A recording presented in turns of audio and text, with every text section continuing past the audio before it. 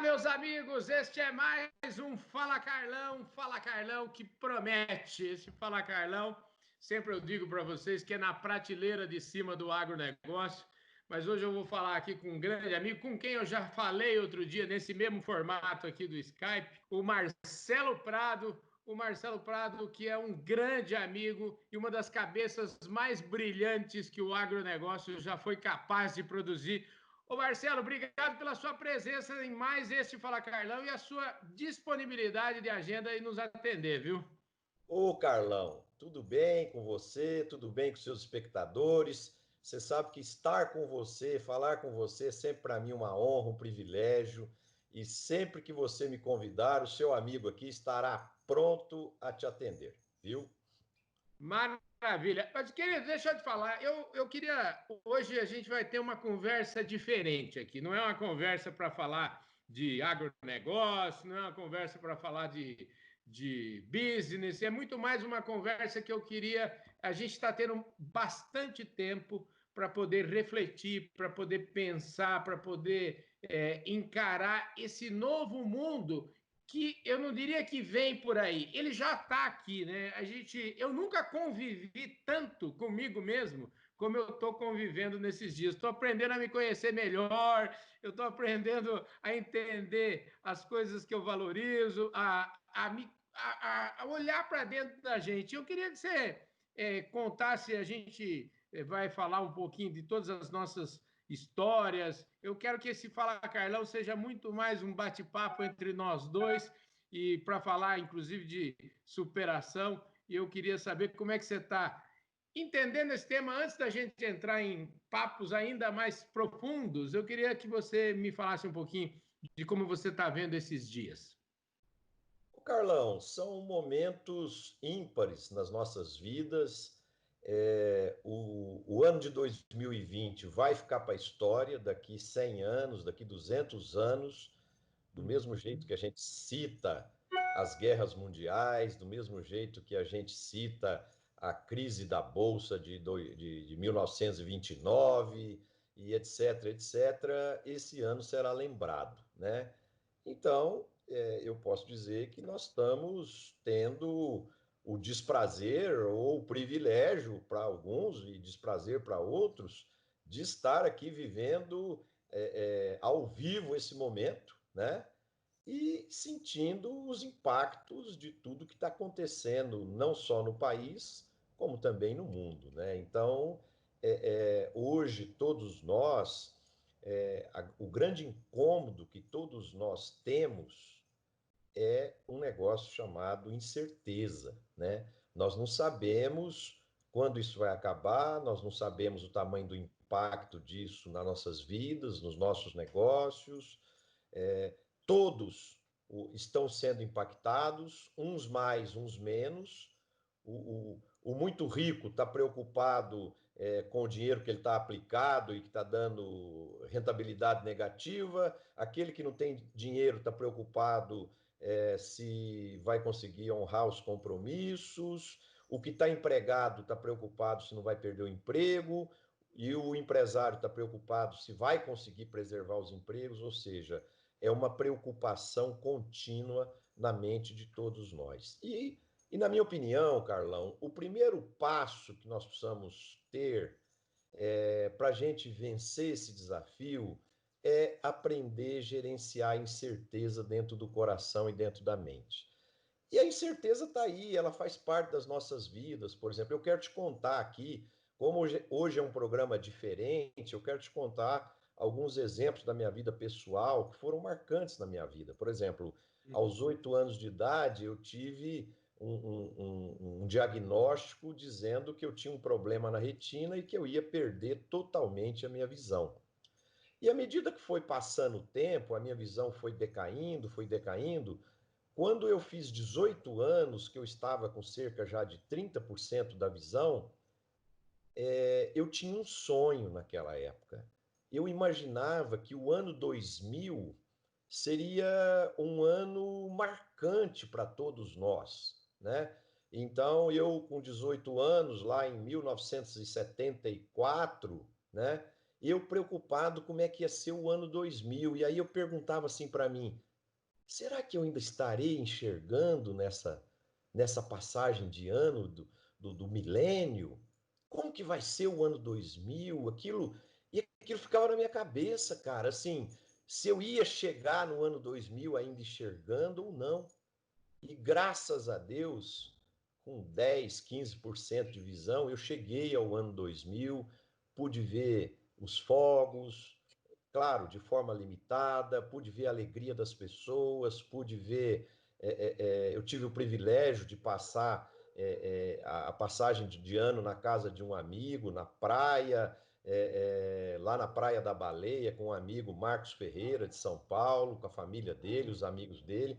Então, assim, aquilo foi um momento marcante para mim. Eu ficava lembrando da minha infância. Poxa, que conquista! Eu cheguei no ano 2000 enxergando, né? Então você vê que todos nós temos nossas perspectivas futuras, nossos sonhos, e a gente tem que trabalhar isso dentro da gente. É o máximo. O seu depoimento, né, embute uma, uma capacidade que eu imagino de ser feliz com aquilo que você tem e não ser infeliz com aquilo que você não tem, ou seja, você se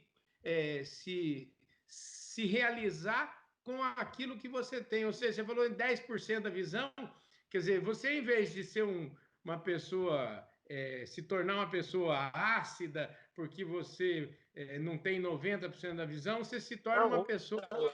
Hoje eu tenho 0,01%. Hoje eu não tenho mais quase nada, você entendeu? Quando virou o século que eu tinha os 10%. Pois Porque é. essa doença na retina, que chama retinose pigmentar, ela é progressiva, então ela é como se fosse um hiperenvelhecimento das células da retina e você vai perdendo a visão à medida que o tempo passa, né? Então, eu fui sempre lidando com isso. Você quer ver outra angústia que eu tinha de incerteza? Por exemplo, quando eu tinha 15 anos, eu ficava pensando, gente, será que eu vou conseguir me formar? Será que eu vou conseguir trabalhar? Será que eu não vou passar dificuldade? Será que eu não vou passar fome? Será que eu vou poder casar? Será que eu vou poder ter filhos, ter uma família? Então, o Carlão, esses questionamentos são cruéis, cara. Ele, ele te comprime o coração, ele te, ele te deixa extremamente angustiado.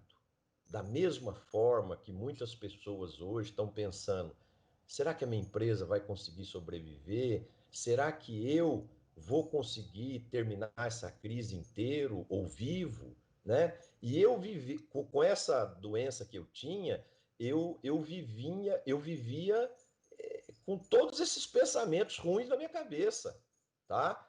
E eu fui trabalhando isso dentro de mim, eu ia eu ia tentando harmonizar. Naquela época eu morava em Ituverava, no interior de São Paulo, e hoje é muito usual que uma mãe, que um pai coloque um filho numa terapia para ser ajudado e tal. Mas naquela época não existia isso, né? Na época ia ao psiquiatra, ao psicólogo, era só para gente desequilibrada, né? Então eu não tive ajuda psicológica na época. Eu tive que eu mesmo trabalhar isso dentro de mim. E em muitos momentos, o Carlão, isso melhorava e em muitos momentos isso se agravava. Porque, por exemplo, quando eu pensava, será que um dia eu vou casar?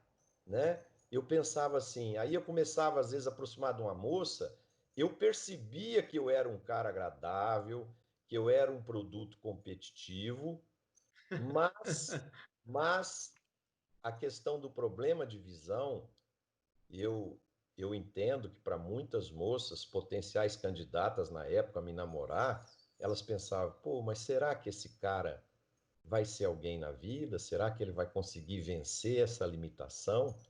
Então eu não ficava magoado com elas também, quando eu percebia que tinha esse questionamento. eu entendia isso, eu me colocava no lugar delas, você Uhum. entendeu? Mas isso me incomodava, isso me machucava, né? Então, viver a incerteza ao longo da minha vida foi uma coisa quase que contínua. E eu aprendi a lidar com isso. Como é que, como é que foi? Qual que é a principal? é, Aonde você buscou força? Qual é a sua? Como que você fez para superar isso tudo e colocar coisas positivas na sua mente? Me explica isso, porque eu acho que esse é o grande ponto. Eu tinha um bom exemplo dentro de casa, Carlão. A minha mãe, eu sempre admirei muito a minha mãe e meu pai. Só que Uhum, cada um com suas virtudes, com suas características, né? Mas a minha mãe era uma guerreira, minha mãe tinha uma força interior muito grande, minha mãe era uma mulher fina, uma mulher muito educada, e que meu pai se adoeceu com problema, perdeu um rim, depois teve uma diabetes muito forte, e minha mãe teve que trabalhar para praticamente sozinha manter a família, né? Então, uhum, aquela garra da minha mãe, o jeito dela ser, aquilo, aquela convivência com ela, naturalmente me passava essa inspiração.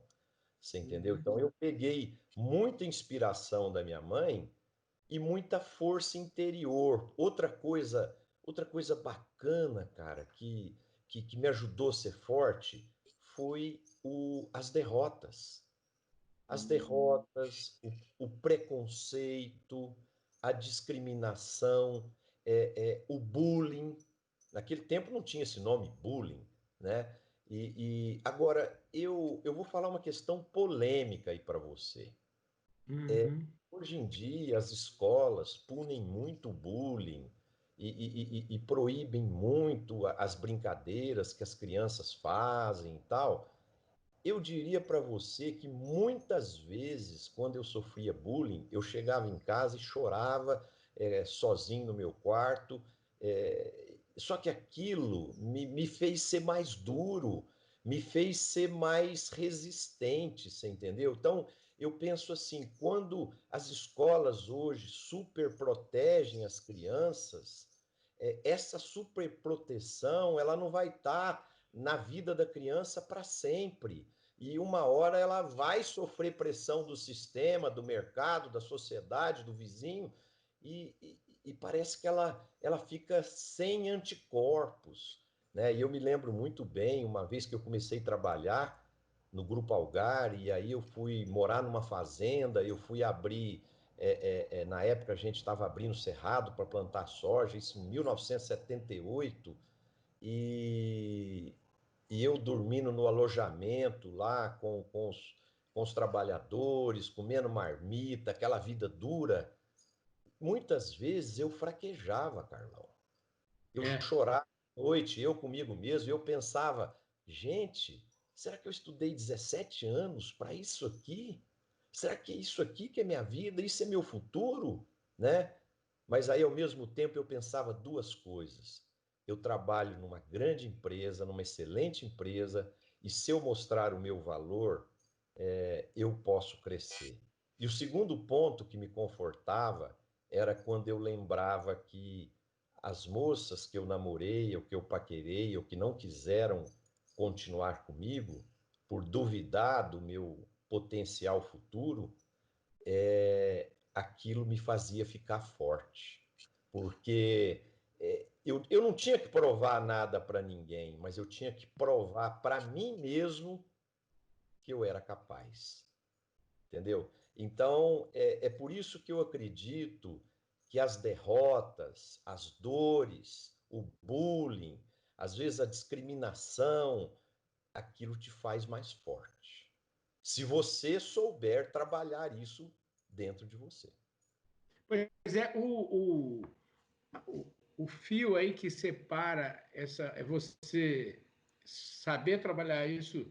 Vamos dizer, eu acho que o maior inimigo nesse caso está dentro da gente mesmo. É você não cair na tentação vamos dizer assim, da síndrome do coitadinho. Eu sou um coitadinho, e aí se entregar para isso. E eu acho que isso é uma coisa que nunca foi problema para você. Me conta como é que é isso. Carlão, eu sempre tive um lema na minha vida. Eu não sou melhor do que ninguém, mas eu Uhum, também não sou pior do que ninguém. Eu vou uhum. pro jogo. Se eu jogar bem, eu ganho. Se eu jogar mal, eu perco. Mas não porque eu perdi a visão ou tenho a visão reduzida ou coisa desse tipo. Eu acho que a vitória ou a derrota, ela vem muito do seu talento, do seu esforço, do seu preparo, da sua garra, da sua determinação. Então, eu sempre acreditei em mim, preservando a humildade, preservando o respeito às pessoas, mas eu sempre fiz tudo possível para mim me tornar um vencedor. No final do campeonato. Mas durante o campeonato eu tive várias derrotas, vários momentos muito duros na minha vida e, e eu sei que isso me ajudou. Eu sou grato a tudo que eu passei de sofrimento, de dor, porque isso me tornou um ser humano melhor, um ser humano mais forte, e isso foi positivo para mim na minha vida. Eu acredito, por exemplo, você teve um problema diferente do meu, mas eu acredito que você entenda muito bem o que eu estou dizendo. Você teve uma época muito acima do peso, né? Você fez uma dieta, você entendeu que você precisava fazer uma dieta rigorosa, você fez, você mudou seus hábitos, mudou sua forma de ser, de viver, e você se tornou um vencedor. Mas eu acredito que você entende o que eu estou falando. Você deve ter tido preconceito, bullying, discriminação por estar acima do peso. Você entende o Ah, que eu estou com certeza, dá para entender muito, e uma coisa que a gente efetivamente, que eu acho que é fundamental, é saber de que a decisão e a solução ela é uma coisa minha, eu não posso delegar para ninguém, né? Só tem decisões que são transformadoras e que só você cabe decidir. E da mesma forma como eu imagino que você, e até eu ia te perguntar se você teve assim um momento que foi, vamos dizer assim, que foi o fundo do poço, que você chegou e falou assim, putz, como é que eu vou sair dessa? Teve alguma hora que você falou que se chegou quase que falou assim, não, aí eu não aguento mais, vou desistir disso.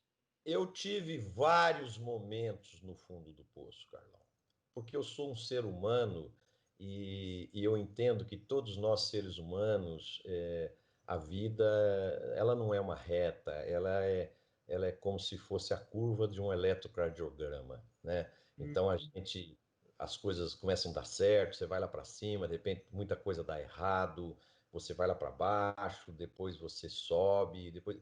Então assim. Mas eu vou comentar com você alguns momentos dramáticos que eu tive. Por exemplo, aos 17 anos de idade, eu vou, faço um exame de oftalmologia, o médico tem um diagnóstico definitivo e, e antes que ele me dá o diagnóstico, eu viro para ele e falo, doutor fulano de tal, eu quero ser agrônomo. Ele vira para mim e fala: em menos de 10 anos você poderá não estar enxergando mais nada. Então, com a visão que você já está, na época eu estava com 30% de visão, é impossível você ser agrônomo. Você não consegue ser agrônomo. E aí eu fui fazer eu saí de lá muito triste, mas ele falou para mim: você pode ser um administrador de empresas, você pode ser um advogado, você pode ser um economista. Mas eu falei: eu quero ser agrônomo, é isso que eu quero. Meu pai tinha fazendas, meus avós, meus tios, eu vivia todo final de semana nas fazendas, eu adorava aquilo e eu queria ser agrônomo, né? E quando eu fui fazer o vestibular, eu levei um amigo para fazer a inscrição e naquela época não tinha o que tem hoje, a consciência. de ajudar quem tem deficiência física, o respeito às pessoas, não tinha nada disso, era bullying e discriminação uma atrás da outra, né? Então eu fui fazer a inscrição no vestibular da Unesp e o meu amigo começou a preencher a ficha lá para mim, porque eu já não enxergava para escrever na linha dentro da ficha ali que eu tinha que preencher. E aí o meu amigo estava preenchendo, a moça da secretaria da universidade chegou e disse o seguinte, falou, quem que vai fazer vestibular? É você ou é ele? Falou para o meu amigo. Ele falou, não, é ele. Não, então você não pode preencher para ele. Aí ele explicou, falou, não, é porque ele não enxerga, eu estou preenchendo para ele, depois ele vai assinar. Aí a moça já tomou a ficha do meu amigo e falou, não, se ele não enxerga, ele não vai fazer vestibular. Eu falei, ah, mas como não vou fazer vestibular? Claro que eu vou fazer vestibular, né? Ela falou, eu falei, eu vou fazer e ainda vocês vão ter que ler a prova para mim. Ela falou, impossível. Para fazer uma coisa dessa, só se o diretor da Unesp autorizar. E eu falei, onde ele fica? Ela falou, fica lá em Jaboticabal. Aí eu peguei o carro junto com meu amigo, fomos a Jaboticabal. Naquele tempo não tinha celular para você ligar para ver se o cara podia te atender. Você tinha que ir, né?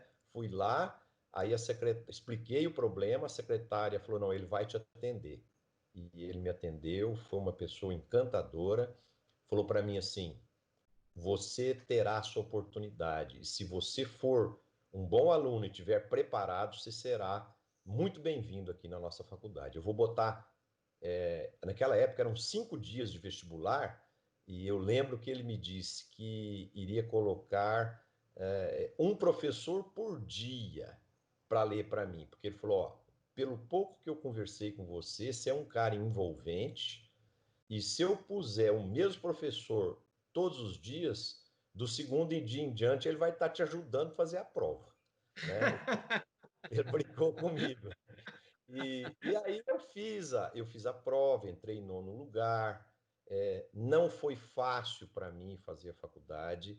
Em muitos momentos eu lembrava do meu médico e quase que eu chegava à conclusão que ele estava certo, mas eu fui Uhum. lutando, lutando, e com a ajuda dos colegas de classe, que às vezes estudavam comigo, com a ajuda dos colegas da República, que estudavam comigo, e eu consegui me formar e me formar muito bem. E durante essa passagem, Carlão, tiveram alguns momentos muito interessantes, até engraçados, né? Uma vez nós estávamos numa aula de topografia. Topografia é, é uma ciência que na época era usada para medir o tamanho das fazendas, a,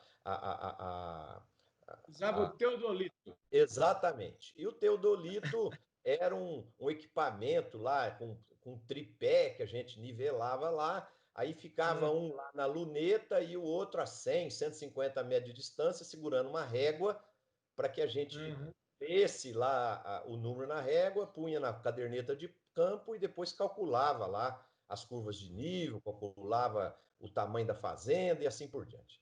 E eu me lembro uma vez que o meu colega estava com a régua lá, uns 100, 150 metros de distância, e os outros dois amigos do grupo muito nervosos, muito tensos, olhando na luneta e não conseguia enxergar o número que a régua estava marcando, porque eles acharam que o menino estava muito longe, né? Uhum. Aí eu pedi para dar uma olhada, sabe, Carlão? Aí olhei, olhei, virei para eles, falei, gente, vocês estão nervosos porque vocês não estão vendo o número da régua?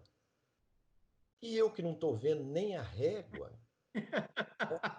Então, então, assim, eu sempre levei, sabe, Carlão, as minhas dificuldades, as minhas limitações, também com alguma pitada de bom humor, sabe? Porque eu nunca quis ter amargor na minha vida e no meu caminho. Os sofrimentos e as dores que eu tive, eu procurei guardar para mim, chorar sozinho, mas perante a minha família, perante meus amigos, eu sempre quis ser uma pessoa alegre e de bem com a vida, e eu acho que eu tenho até hoje conseguido isso. Pois é, eu acho que isso é importante importante, né? A gente fala assim, todo mundo falava quando eu estava aquele peso medonho, falando, eu pulo cerca, subo em régua de mangueira, sempre fui muito ativo e nunca deixei aquilo.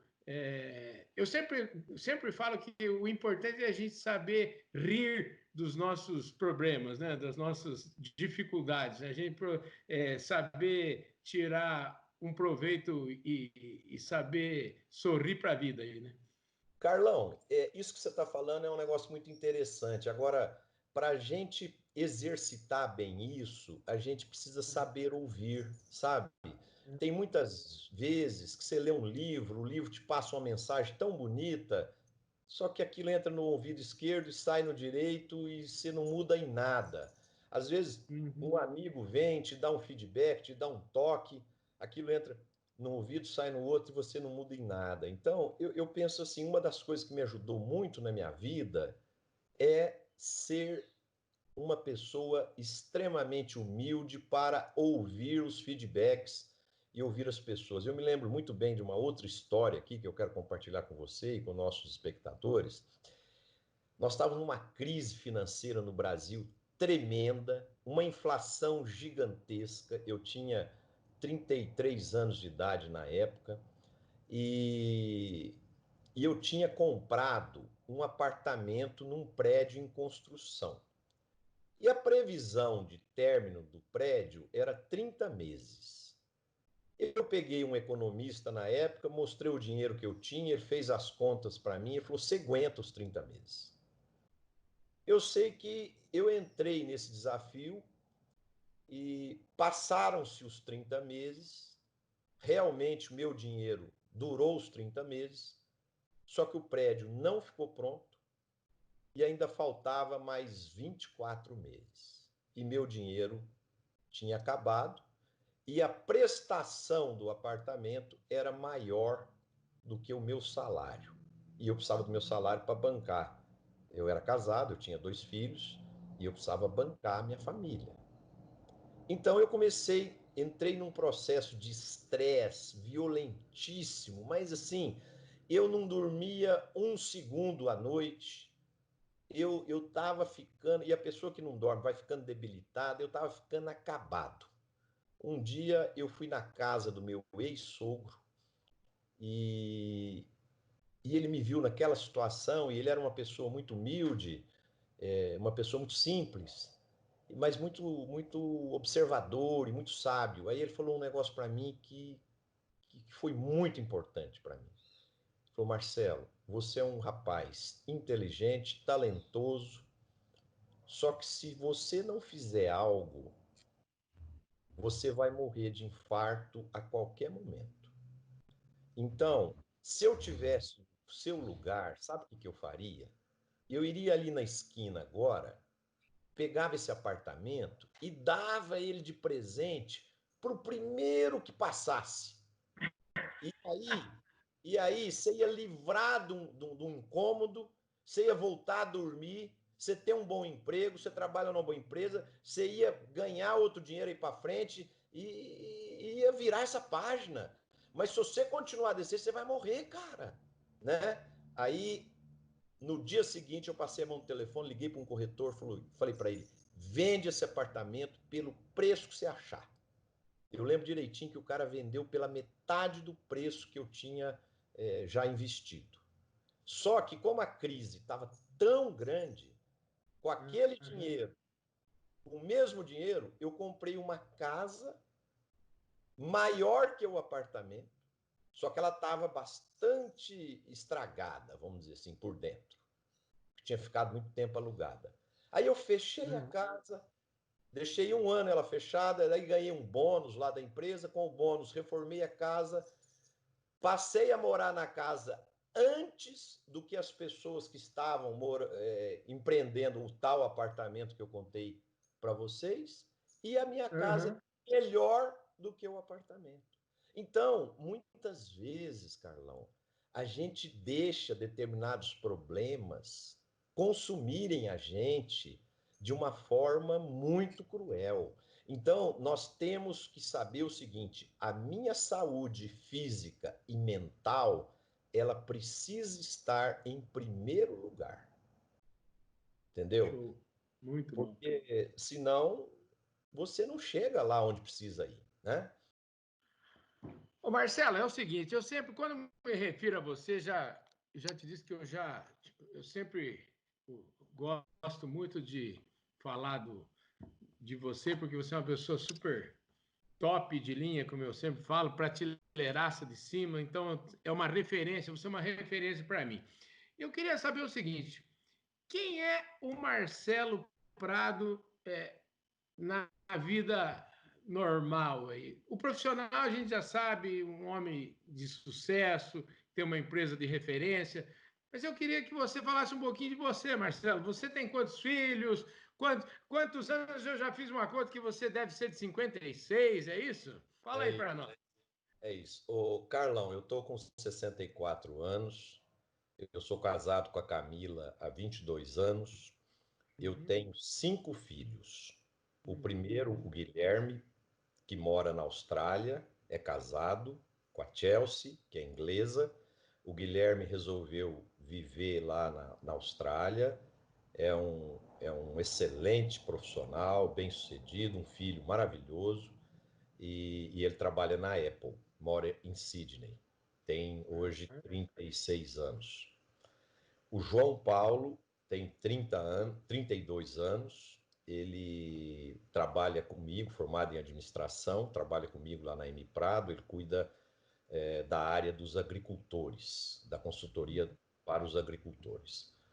O Luiz Fernando tem 30 anos, é casado, é pai do meu, casado com a Susan, e é pai do meu neto, chama Pedro, que está com 1 ano e meio. O Eduardo, que tem 18 anos, que entrou agora no INSPER e está fazendo faculdade de administração em São Paulo.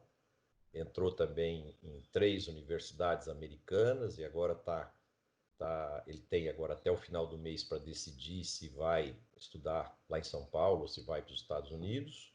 E a Ana Luísa, de 15 anos, que estuda, está no primeiro colegial e ainda está aqui em Uberlândia. Então, dos meus filhos, 3 moram comigo ainda: o João Paulo, o Eduardo e a Ana Luísa. Sou apaixonado por música. Quando garoto, fui guitarrista, fui tecladista de banda profissional e vocalista também. Então, toco violão, toco piano. Então, em casa, à noite, uma vez por semana, às vezes eu pego o violão ou o piano, toco. Minha mulher também gosta muito de música, às vezes canta comigo. E, e nos finais de semana, às vezes a gente faz um churrasco em casa, sai para jantar fora. Então, esse é o meu dia a dia, os meus hábitos, vamos dizer assim.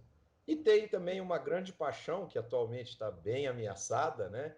Que é Hum. viajar, né? Viajar, passear, conhecer novas culturas, conhecer lugares diferentes, né? Outro dia até quem não enxerga, escuta muito, né? Outro dia eu estava observando uma roda próxima de mim, uma pessoa falando: "Ah, o Marcelo não enxerga, eu não entendo como é que ele gosta de viajar, né? Porque ele não vê as belezas dos prédios, da natureza, das coisas." Então é o seguinte, muitas vezes, sabe, Carlão, as pessoas pensam muito pequeno, porque quando você perde um sentido, você aflora e aguça os outros sentidos. Então, eu tenho uma audição muito aguçada, uma intuição muito aguçada, uma inteligência muito rápida. Então, assim, da minha forma, do meu jeito, eu curto os passeios, às vezes até muito mais do que quem enxerga, porque a visão, ela muitas vezes te induz ao erro. Você bate o olho numa coisa, vê, e eu sei dizer isso porque eu já enxerguei, né? Então a Uhum. visão, muitas vezes, ela pode te induzir a erros e ela te distrai. E eu não, como não tenho esse privilégio da visão, eu sou focado, né? Então, por exemplo, eu tiro determinadas coisas das viagens que muitas pessoas não tiram. Eu vou te dar um exemplo. Eu fui o ano passado à Rússia e nós tínhamos guias locais russos que andavam lá com a gente e eles falavam português muito bom. Então, na hora do almoço, o pessoal ia beber, dar risada, contar piada, e eu sentava do lado dos guias e eu ia querer entender as entrelinhas da vida deles. Entendeu? Porque o museu, o coisa, todo mundo vê, isso aí está em todo lugar. Agora, eu queria entender as entrelinhas. Então, por exemplo, eu tive oportunidades ímpares, por exemplo, de conversando com o guia. Escuta, na época da União Soviética, como é que vocês viviam aqui? Como é que era o apartamento de vocês? Ah, não, a gente morava 4 famílias dentro do mesmo apartamento e não sei o quê. E como é que vocês e como é que o casal namorava com essa multidão? Como é que fazia? Ah, e como é que. E vocês podiam ter carro? Não, a gente podia ter carro, mas o carro, os prédios não tinham garagem. Então, o carro, às vezes, as garagens ficavam 5 quilômetros do apartamento. Então, você tinha que andar 5 quilômetros a pé para chegar na garagem e depois deixar o carro na garagem e andar 5 quilômetros a pé para chegar na sua casa. Então, chegava um ponto que a gente desanimava de andar de carro, né? Então, assim, são pequenas coisas que você vai explorando ali num diálogo, que você vai se aprofundando ao entendimento da cultura. E muitas pessoas, às vezes, que viajam, não têm essa curiosidade, não têm essa observância.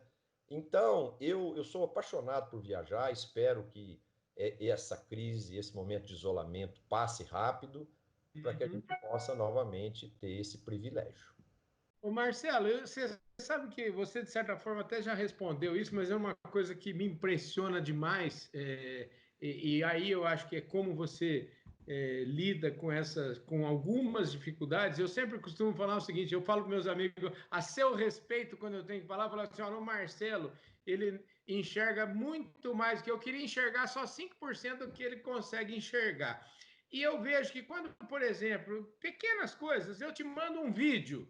E aí você responde para mim daquele vídeo daqui a pouco. Outro dia eu lembro que eu mandei um vídeo para você até sobre vinho, sobre a vinícola Góes, que eu fiz um programa lá, e você me respondeu assim, como poucas pessoas me dão feedback, como assim, como se você viu o meu programa. Eu queria saber se existe alguma é essa intuição ou a tecnologia te ajuda? E também outra coisa, você é uma pessoa que lê muito, eu sei disso, você já me falou sobre isso.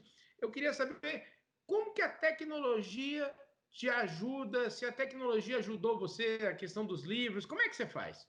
É um conjunto de tudo isso, de intuição, de força de vontade, de tecnologia.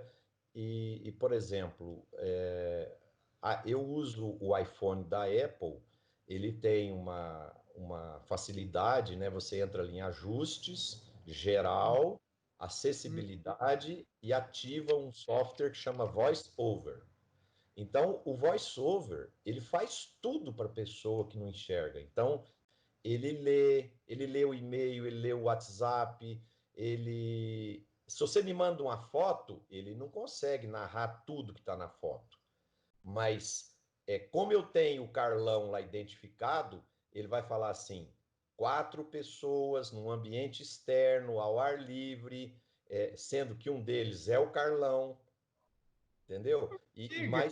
E mais 3 pessoas, né? Então, a tecnologia hoje está muito avançada nisso. Então, e é muito simples de aprender, basta querer, sabe, Carlão?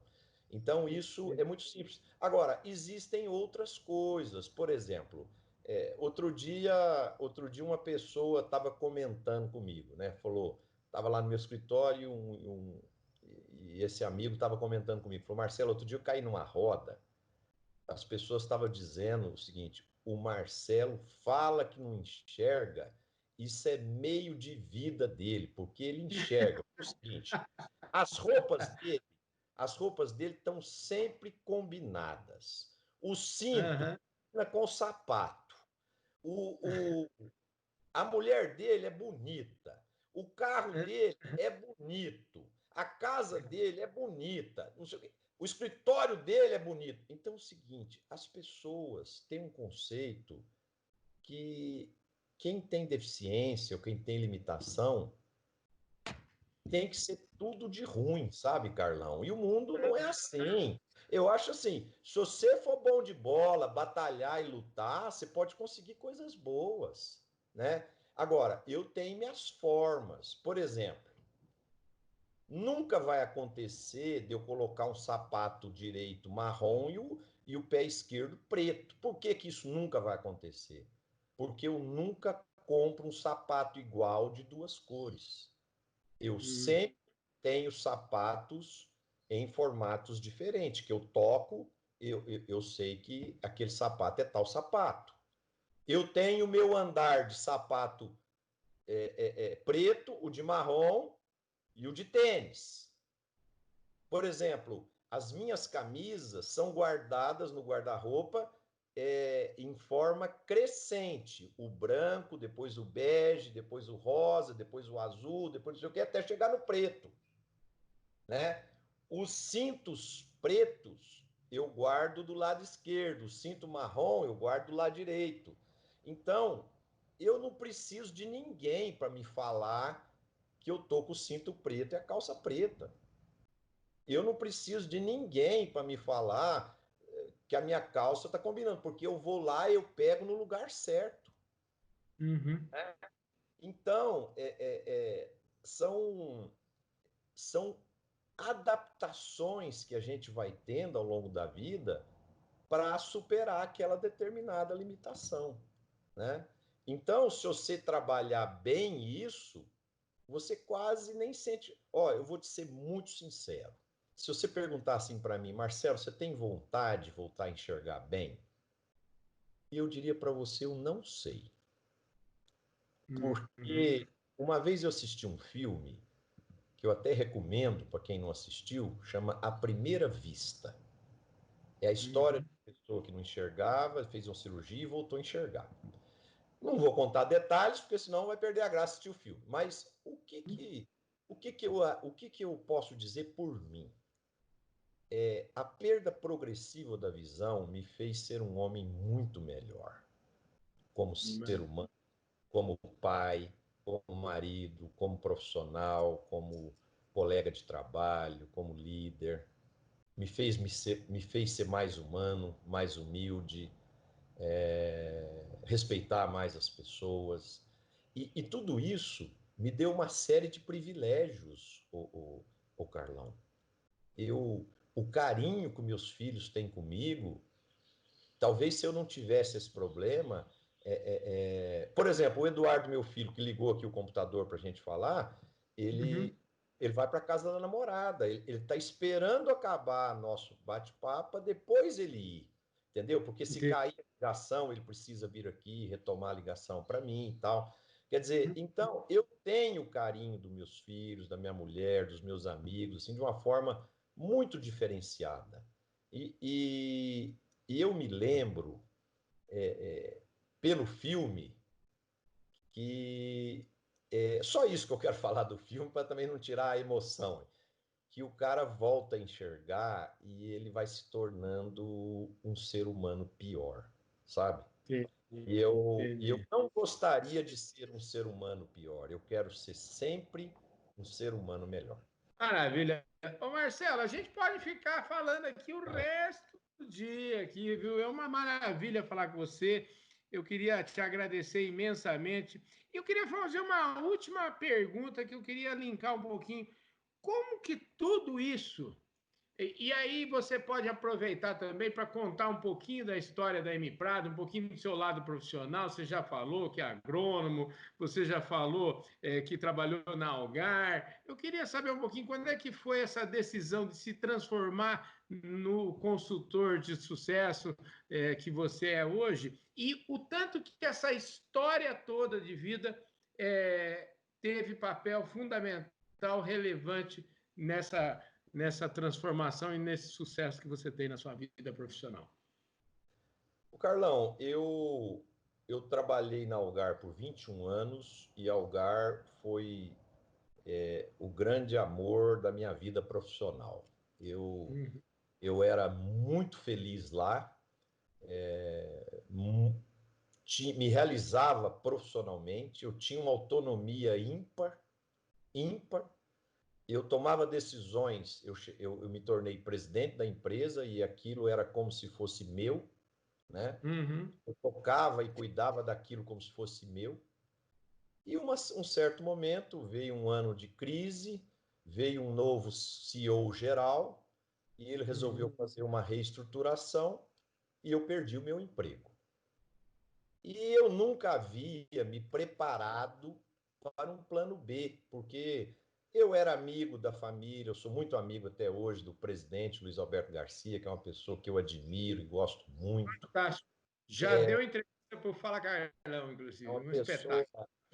é um segundo pai que eu tenho, né? E Uhum, eu nunca imaginei que eu fosse sair de lá. Mas um dia chegou um novo CEO, foi reestruturar, ele queria dar ênfase numa outra área, achou que eu estava caro para os resultados que estavam acontecendo devido à crise e me demitiu.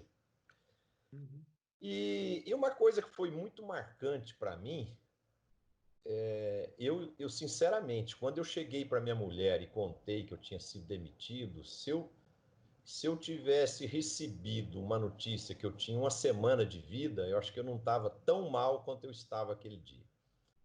E, uhum, e uma coisa que foi marcante na minha vida primeiro foi o apoio da minha mulher.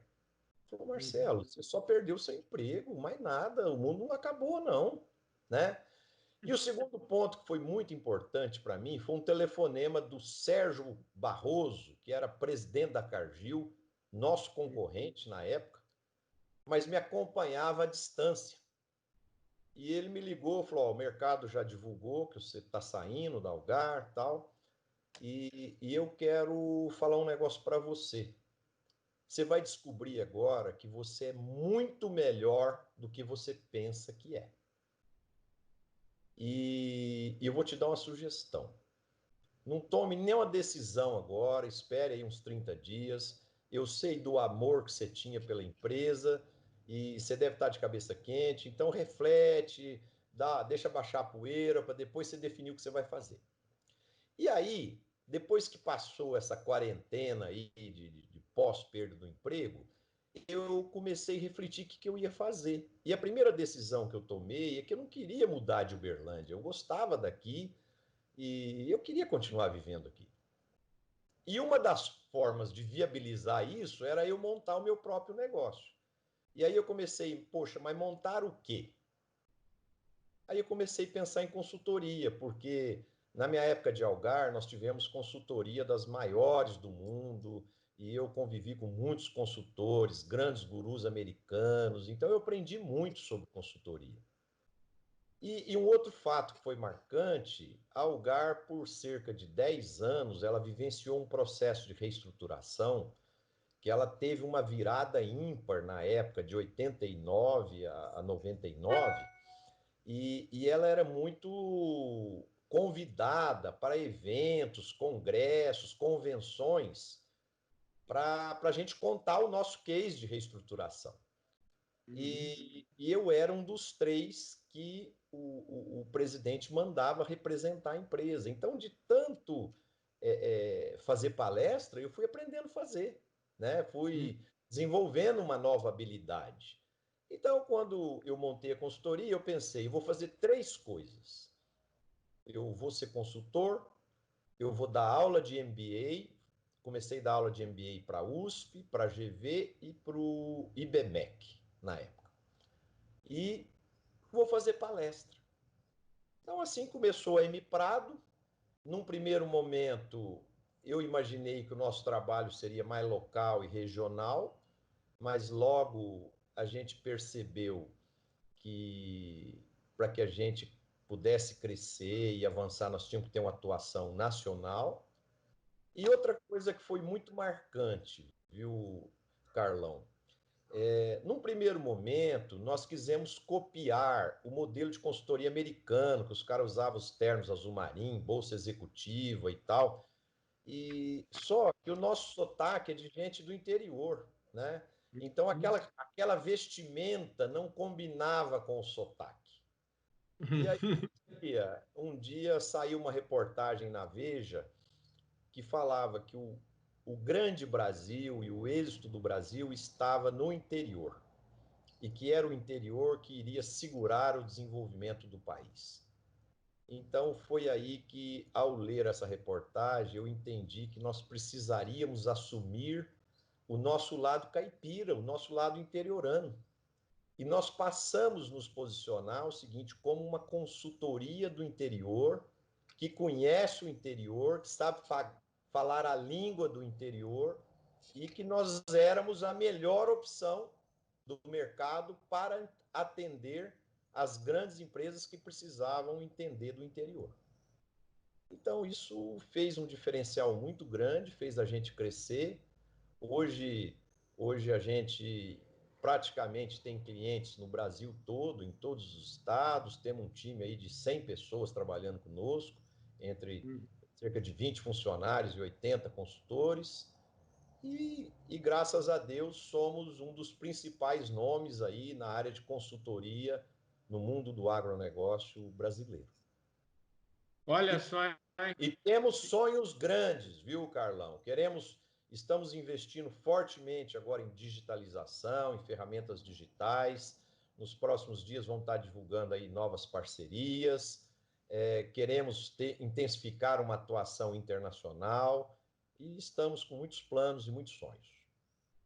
Maravilha. Ô, Marcelo, uma maravilha falar com você sempre, viu? Eu acho que esse foi um bate-papo que eu tenho certeza que vai bombar aí nos nossos canais e conhecer você. Eu já era seu fã. Você sabe que eu já era seu fã e com certeza eu não conhecia nada, praticamente 10% do que você falou. Agora eu sou seu fã ainda muito mais, com muito mais ênfase. Sou seu fã com muito mais. Eu tenho muito mais conteúdo para falar de você, viu? Muito obrigado, viu, querido? Obrigado, amigo. É sempre um prazer falar com você.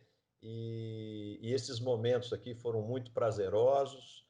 E espero que esse conteúdo possa ser útil para ajudar as pessoas nesse momento de incertezas, de angústia, de solidão, de dificuldade, de adversidade.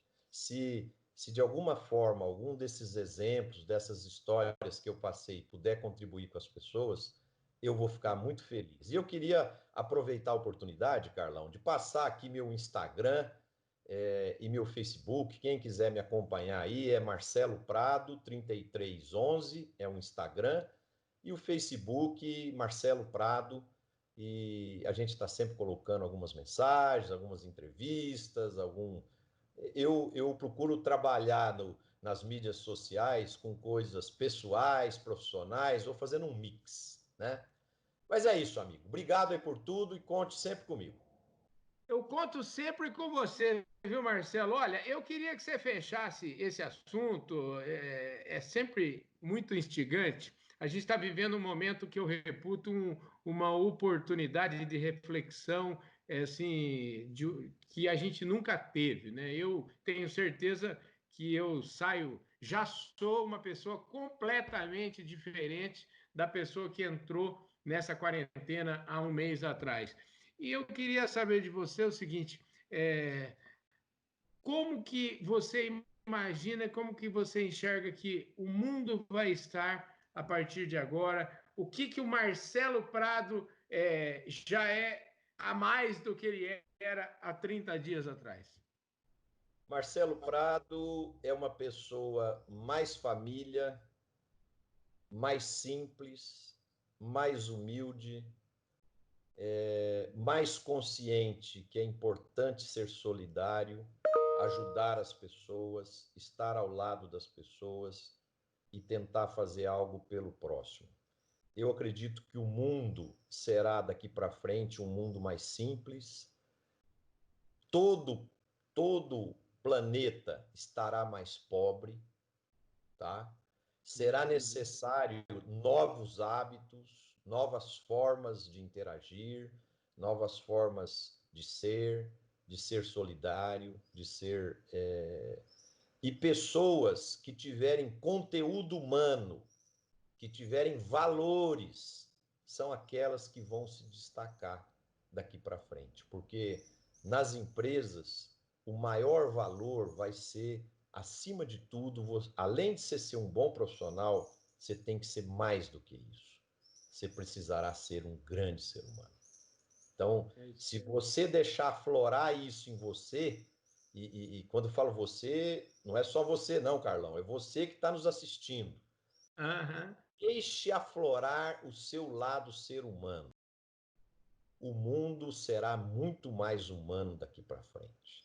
E eu fico muito triste, Carlão, de quando eu abro os jornais, a internet, e vejo todo dia os líderes políticos se degladiando por Pois é. coisas tão pequenas. Eu acho que o momento agora é um momento ímpar de demonstrar nobreza, evolução espiritual, de união, de solidariedade, para que todos nós possamos ajudar as pessoas a ter mais esperança.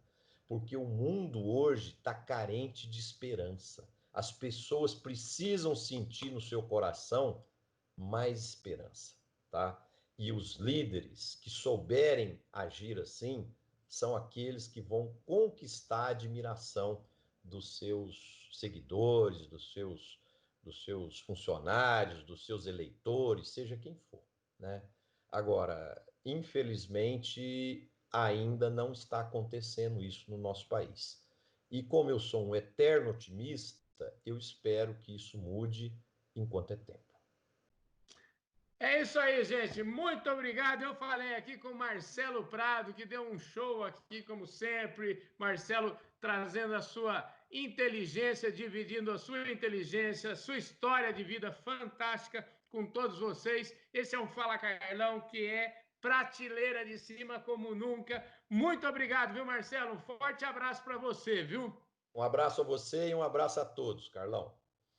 É isso aí, gente. Este Fala Carlão, aqui com o Marcelo Prado. A gente vai ficando por aqui. E se você está nos vendo no Facebook, deixa aí seu like. Se você estiver no YouTube, por favor, não se esqueça de se inscrever no nosso canal. Aperta o sininho para você receber todas as nossas notificações. E eu te vejo no próximo vídeo.